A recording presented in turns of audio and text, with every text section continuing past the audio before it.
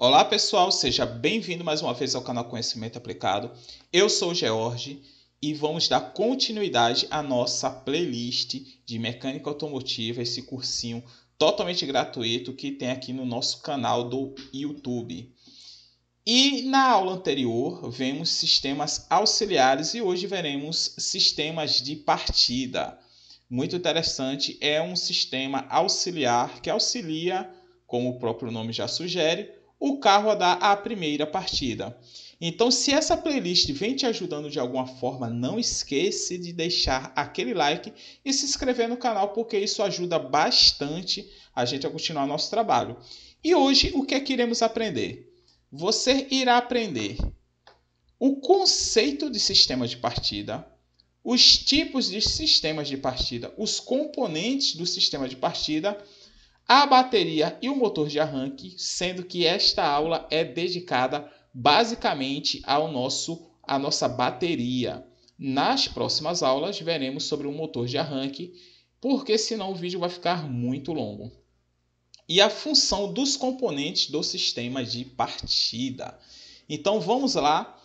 O que é um sistema de partida? É um sistema destinado a tirar o motor da inércia. Ou seja, quando você para o motor ele está parado, né, e ele precisa ser tirado da inércia. Mas por que isso? Porque isso vai posicionar os pistões da maneira correta, ou seja, para efetuar a queima, ou seja, os pistões quando param de maneira totalmente aleatória, e isso não pode fazer com que o carro entre em funcionamento dessa forma, porque tem a posição para injetar o combustível, a posição para dar centelha, e vamos criar uma playlist aqui somente sobre injeção automotiva, sistema de injeção e ignição. Acompanha aí, não esquece, acompanha que vamos lançar uma playlist exclusivamente sobre injeção eletrônica. E proporcionar a compressão do motor, né? Então, temos aqui o cilindro, né? O pistão movimentando o cilindro. O pistão Então temos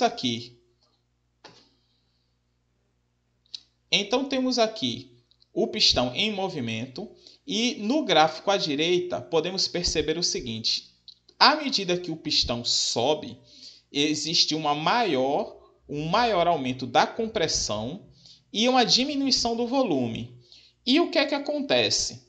Por mais que seja perfeita, no caso a vedação das válvulas, haverá fuga pelos anéis de segmento e pela vedação das válvulas. Então, quando o motor gira novamente, ele faz com que a compressão, ou seja, a compressão tem que ocorrer de forma rápida, que é para poder que não haja uma fuga, né? Isso é uma coisa normal, acontece em praticamente todos os sistemas que trabalham a ar comprimido. Ele não suporta comprimir o ar por muito tempo, assim, vou deixar o ar preso no pistão ali por dias. Não, ele fica armazenado e preso num cilindro.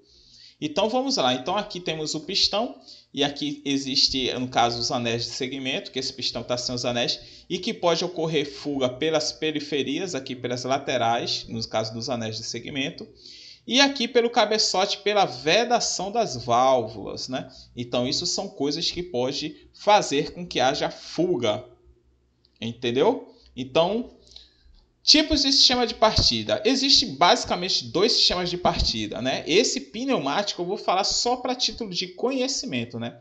Raramente encontra-se em veículos o sistema pneumático devido à necessidade de um amplo espaço. Você vai ter que precisar de um compressor externo, um compressor desses de ar mesmo. Você vai precisar de filtro para o ar do compressor, não é o filtro do ar do carro não, o filtro do ar do compressor. E um cilindro para armazenar o ar e várias outras coisas. Então esse sistema raramente você vai encontrar. Você vai encontrar mais em navios, geradores de prédios, esse tipo de coisa que pode haver. E para motores extremamente grandes, onde você teria uma dificuldade em utilizar um motor elétrico de grande potência para poder movimentar esse motor. Então, quando a gente for falar mais para frente sobre motor de arranque, isso vai fazer mais sentido. Vamos por parte.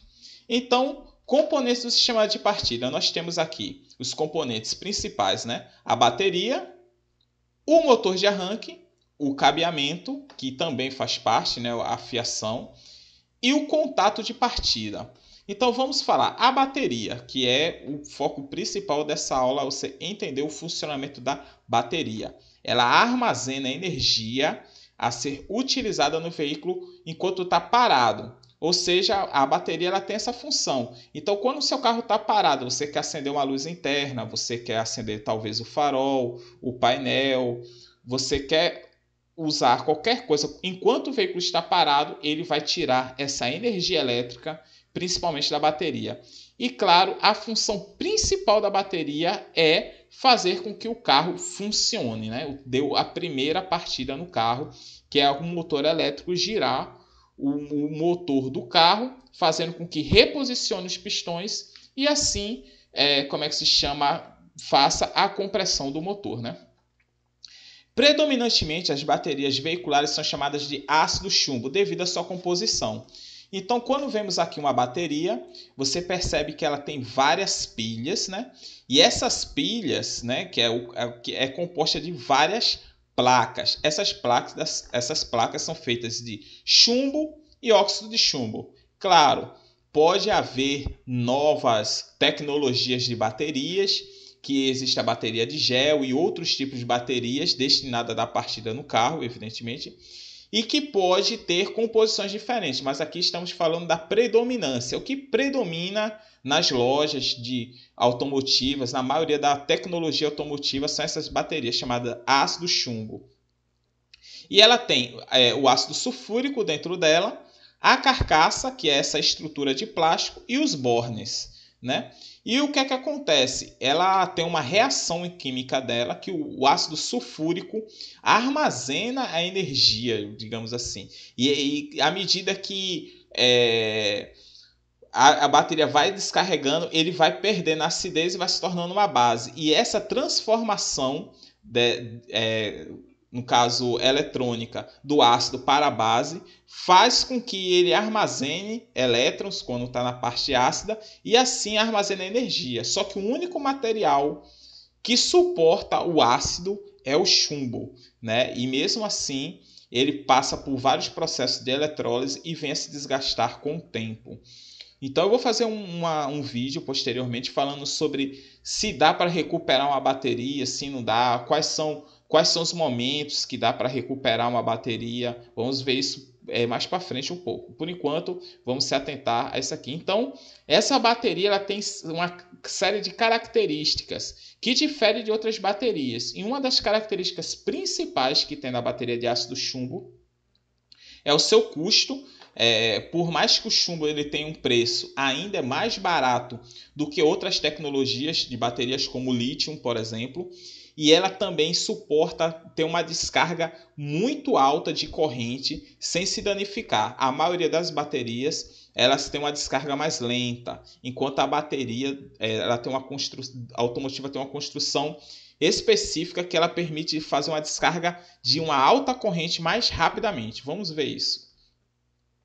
Então vamos falar sobre os dados técnicos da bateria para vocês entenderem muito bem.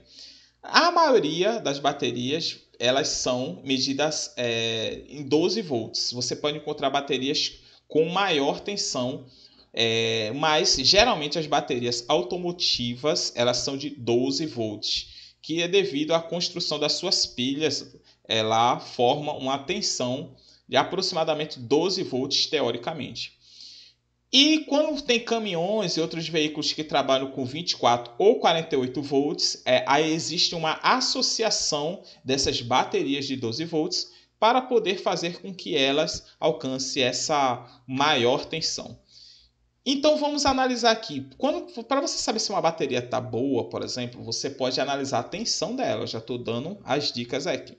Então quando a bateria ela tem uma tensão, que é a voltagem, né, maior do que 12,6 volts, geralmente ela está muito boa. É uma bateria nova, muito boa. E ela não vai muito além disso não. Geralmente ela fica 12, no máximo 12,8 nessa base. Entre 12,4 a 12,6 ela está boa. É um padrão normal, ela está boa. É uma bateria que está 6 meses, 1 ano de uso, ela está boa. Agora, Quando a bateria ela começa a ter uma tensão que você botou para carregar, ou então você foi lá medir a bateria, ela está com 12,3, 12 aí ela já está suspeita. E quando ela está menor do que 12 volts, ela está ruim ou já está descarregada. Ou está meio descarregada, né? Aí você pode dizer, poxa, mas a bateria não é de 12 volts? Por que é uma diferença de tensão tão pequena, de 0,6 volts apenas, é suficiente para definir se uma bateria está carregada ou não? Realmente é algo que é bem curioso, bem interessante, mas como funciona se você for ver as baterias na prática com a medição de tensão. É basicamente assim que funciona e vamos ver mais ou menos isso mais para frente um pouco, mas por enquanto apenas entenda isso, que a bateria de 12 volts nominalmente ela dá aproximadamente 12,6 volts quando ela está muito boa. Então vamos dar continuidade. Um outro dado técnico que você consegue encontrar nas baterias é a amperagem hora. Basicamente, quando você vai comprar uma bateria, o dado que você mais se preocupa é isso. Então, existem baterias de 50, 48 ampere-hora, 60. Quanto maior o ampere-hora, maior é a duração, é a capacidade da bateria. Ou seja, imagina que você desligue tudo do carro e deixe somente os faróis acesos. Uma bateria de 60 amperes-hora suportará, com as mesmas características de lâmpada, tudo igual, maior tempo o farol aceso do que uma com menor amperagem. Bem como, se o seu carro tiver com dificuldades para pegar, ela também suportará, um maior, tempo de você tentar fazer o carro pegar, né? Lembrando que não é bom forçar o carro a pegar caso ele tenha alguma dificuldade de dar a partida. Bem, a capacidade de carga é medida em amperes-hora, a duração da bateria. Quanto maior a capacidade, maior será a duração da bateria. A bateria, como eu já falei anteriormente, serve para funcionar equipamentos elétricos e eletrônicos quando o carro não estiver em funcionamento, né? Então vamos continuar.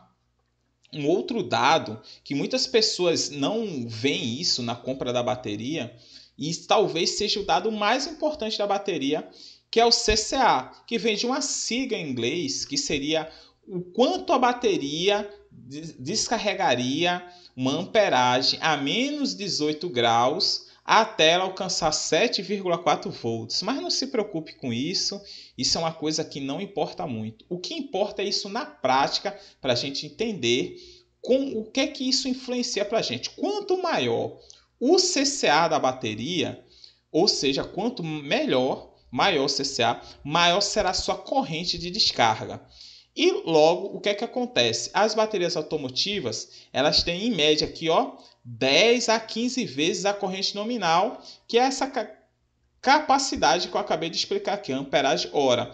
Então imagina que você tem uma bateria que seja de 60 amperes, ela tem uma média de 600 de CCA. Com os medidores eletrônicos você consegue ver o CCA da bateria e com o CCA da bateria você consegue saber com precisão se a bateria está boa ou não.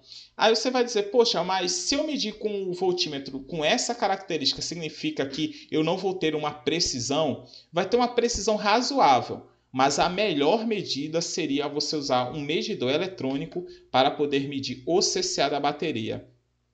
Então, um exemplo que eu dei aqui é 480 amperes de CCA. Ou seja, o que isso significaria? Que durante a partida, a bateria ela teria uma capacidade de desprender 480 amperes de uma única vez. O que é bem interessante, é uma coisa interessante a ser analisada. Vamos lá, vamos falar sobre os defeitos e a conservação da bateria. É muito importante prestar atenção nisso, porque se você não perceber os defeitos e souber conservar sua bateria, ela pode literalmente deixar na mão, né? Como eu botei aqui, como famoso no prego, né? Então, vamos lá. Como analisar uma bateria? O melhor teste é o teste apropriado, que é com o medidor eletrônico, que é esse aqui, esse pretinho aqui. E o que é que ele faz? ele pega e ele mede a tensão da bateria. Ele tem uma resistência interna dele que quando você coloca, ele mede. Então, se você buscar na internet, você vai ver que em média ele vai dar no máximo na bateria aqui uma média de, como eu falei, aproximadamente 12,6 volts. Só que quando a tensão, quando você dá a partida no carro, que é o que ele simula, essa tensão tende a cair. Então, quando ele cai, ele mede o quanto essa tensão caiu. É bem interessante. E é possível substituir esse equipamento, caso você não tenha e você queira verificar se seu carro tem, você pode medir com um equipamento desse, que ele serve para múltiplas funções. E aqui eu botei uma lista com passo a passo de como você utilizar esse carinha aqui para você poder medir sua bateria. Então o primeiro passo é medir se a voltagem da bateria segue esse padrão aqui, ó, 12,6, enfim, como está escrito aqui. Pausa o vídeo, anota se você quiser, para você ir lá e poder medir sua bateria. Bem, dá a partida no carro, ou seja, você pede para alguém dar a partida no carro e analisar se a tensão da bateria fica abaixo de 9,6 volts. Até 9 volts dá para ter um aceitável. Se você, na hora que você dá a partida, a tensão cair abaixo disso, para 7, para 6, para 8, pode ter certeza que sua bateria ela pode estar já perto de acabar sua vida útil. Olhar o visor da bateria, se a cor está verde claro, eu botei aqui uma ilustração, mas é aquele visorzinho que tem geralmente uma indicação em cima da bateria. Há baterias que não possuem esse visor, né? Mas algumas baterias possuem essa tecnologia de ter esse visor. Eu não confio muito nesse visor, mas se o fabricante ele diz que funciona, quem sou eu para dizer que não funciona, né? Perceber se a bateria tem algum vazamento. As baterias hoje seladas, dificilmente você consegue perceber um vazamento nela. Porém, há situações em que as baterias elas podem vazar sim. E você tem que ficar atento se há um vazamento. Se possui um cheiro ruim, quando a bateria ela começa a vazar, ela perder aquele ácido, sair o ácido sulfúrico dela, você percebe um cheiro estranho dentro do carro, que ela começa a ferver e vazar todo o ácido em formato de vapor. Então você começa a perceber um cheiro estranho no carro. Esse cheiro pode ser uma característica que sua bateria está em curto e está vazando o ácido dela. Se os bornes da bateria estão oxidados, eu botei aqui uma ilustração aqui, ó. Olha o que é o borne oxidado. Ele fica verde. E isso ocorre principalmente na hora de você instalar esse conector, que você dá aquelas velhas batidinhas. Então, quando você dá essas batidinhas, geralmente prejudica o acoplamento desse plástico com o borne de chumbo aqui e começa a vazar o ácido. O ácido reage aqui com o oxigênio da atmosfera e começa a oxidar esse conector de cobre, né? O cobre ele já oxida muito facilmente e ainda submetido ao ácido ele vai ter uma grande capacidade. E aqui eu coloquei aqui, ó, uma ilustração do que seria, no caso, esse medidor de carga, né? Então dá até para fazer um vídeo explicando especificamente como funciona, mas não é o foco desse vídeo aqui. Então, apenas você tem que observar se ele tem a cor que o fabricante indica, que geralmente é uma cor verde clara. Pois bem, se a bateria aqui está esquentando, ela pode estar esquentando parada ou no momento que você coloca ela para carregar. Você chegou de manhã, foi dar a partida no carro, seu carro não funcionou. E aí você levou no seu amigo, ou você levou no mecânico, ele botou a bateria para carregar, quando você colocou a mão ela está quente. Ou quando chegou de manhã, você foi ligar o carro ameaçou pegar, não ligou, quando você colocou a bateria ela está quente. Se ela estiver quente, provavelmente ela está em curto interno. Isso é uma forma de você também saber se a bateria tem algum problema. E se possui alguma dificuldade na partida. Quando você começa a andar com o seu carro, aí de vez em quando o carro força para querer pegar, dá uma rateada para querer pegar, provavelmente sua bateria também pode estar próximo de chegar à vida útil dela. Eu gostaria de dizer que é meio que impossível dizer qual é a vida útil máxima da bateria. Eu já ouvi relatos de pessoas que tiveram baterias que duraram mais de 5 anos, como eu também tive relatos de pessoas que em menos de um ano deu problema da bateria. Eu não saberia dizer se é uma questão de marca, uma questão da qualidade do alternador, que vamos falar posteriormente, ou se é alguma outra característica, mas isso é uma coisa que é bem curiosa nas baterias. Bem, e quais são os cuidados que você deve ter com a sua bateria, né? Não bater nos bornes ao fazer a instalação. Quando você não pode bater nos bornes. Se o borne estiver apertado, folgue mais. Se mesmo assim continuar apertado, verifique se o borne ele é o apropriado para a sua bateria, né? Então não faça isso. Não tente botar um calço também. Isso. Às vezes o borne está folgado, o cara bota um calço, o calço fica apertado, o cara bate para poder entrar. Não faça isso. Isso pode danificar a sua bateria. Não deixar os bornes folgados. Se você deixar os bornes folgados, ao você tentar dar a partida, vai criar uma pequena abertura de arco ali e que vai danificar os bornes da sua bateria. Então, não deixe os bornes folgados. Verificar a tensão do alternador, que deve estar aproximadamente entre 13,6 a 14,4. Isso vai depender do que? Isso vai depender se tem alguma coisa ligada no carro. Isso vai depender do fabricante, a fabricante que a tensão fica abaixo, né, mais para baixo aqui na 13,8. Já a fabricante que tem 14,4. Isso vai da amperagem do alternador, que varia de carro para carro. Então isso é um tema para um outro vídeo mais detalhadamente sobre isso. Talvez eu fale sobre isso quando a gente for falar de sistema de carga, no caso de alternador. Se descarregar, fazer uma carga lenta. Sempre dê uma prioridade a uma carga lenta. O que é uma carga lenta? É aquela que você deixa no mecânico e no outro dia você pega. Que a bateria ela vai ficar recebendo uma carga ali aproximadamente 1 ampere, 1 ampere e meio, 2 amperes. Ou seja, ela vai demorar muito para carregar. Se você colocar uma carga rápida, que é 15 amperes de carga, o que é que vai acontecer? Poderá danificar sua bateria. Então, sempre procure fazer uma carga lenta. Evitar chupeta. Se você chega, o seu carro não funciona, você dá a chupeta, poderá danificar a sua bateria.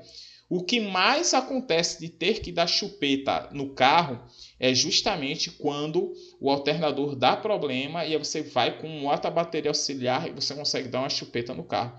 Ou quando a própria bateria já está danificada, você vai lá dar uma chupeta e consegue pelo menos dar a partida no carro.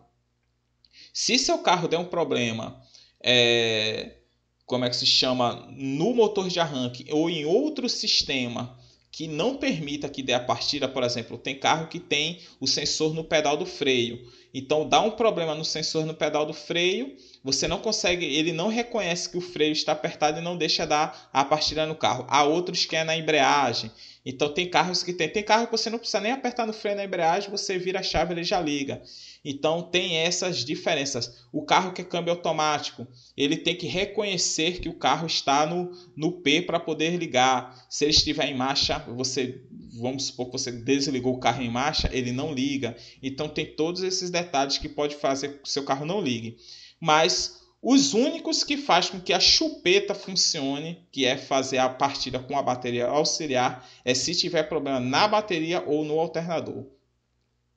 E evidentemente, ao transportar sua bateria, você não deixar dar quedas, né? E armazenar em um local adequado, que é um local seco, que não esteja em contato com o solo, não guarde ela inclinada, deitada, de cabeça para baixo. Você tem que guardar ela em pezinha, longe do sol, um local ventilado, não pode ser muito quente, não pode ser exposta ao sol. Na embalagem, o fabricante ele especifica qual é o melhor local para ser armazenado sua bateria.